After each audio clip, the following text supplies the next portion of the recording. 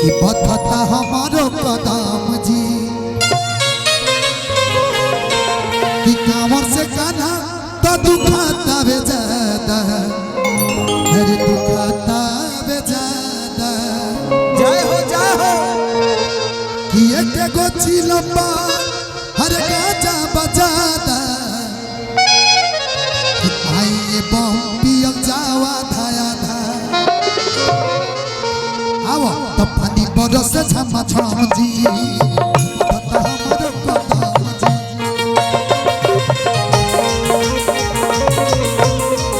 पानी बरस झमा झम जी बधता हमारो कदम जी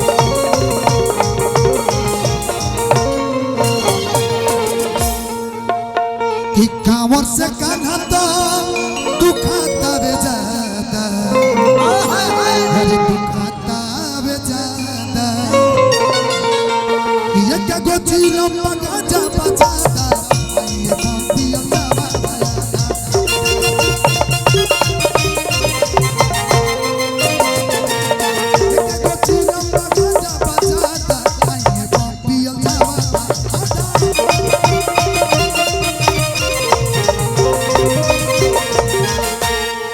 ये बम जी की तरफ से देखिए आशीर्वाद है दिल से लव यू ओहो क्या बात है। अच्छा पवन जी अवंतिका हॉस्पिटल दिल से लव यू पवन भैया को जी। पिंटू राय भैया की तरफ से फिर से आशीर्वाद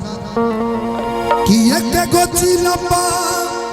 हर गाजा बजादा आओ तो आइए बम पियल जावा भया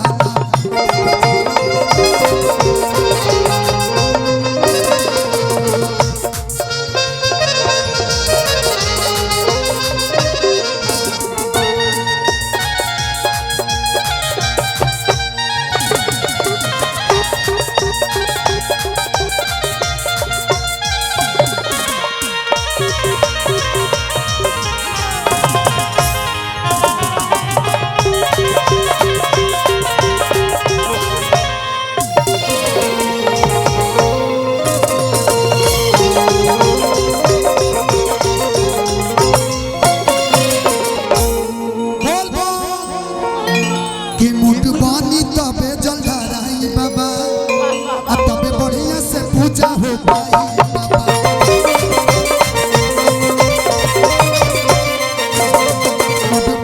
तबे जल धराई बाबा तबे बढ़िया से पूजा हो पाई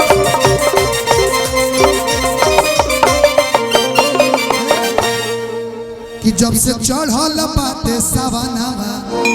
कि एको दिन न लागता मनावा कि कष्ट मिटाया कर हमनी सेवा अरे हमनी सेवा कि जब से चढ़ल बाटे सवनावा एको दिन न लागता मनावा जब से चढ़ल बाटे सवनावा एको दिन न लागता मनावा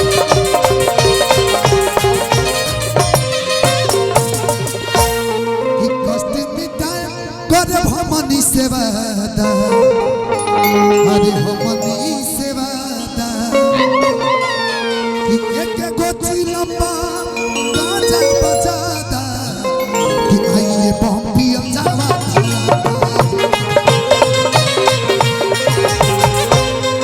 एक गोची लंबा गाजा बजादा आइए बम पियल जावा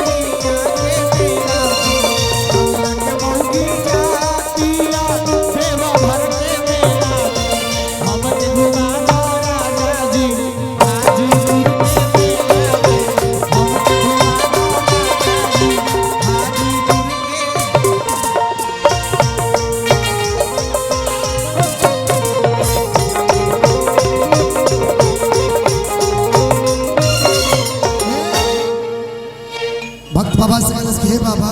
कि जोड़ी हमनी के दी बनाई बाबा कि यसो लगन में शादी हो जाई बाबा।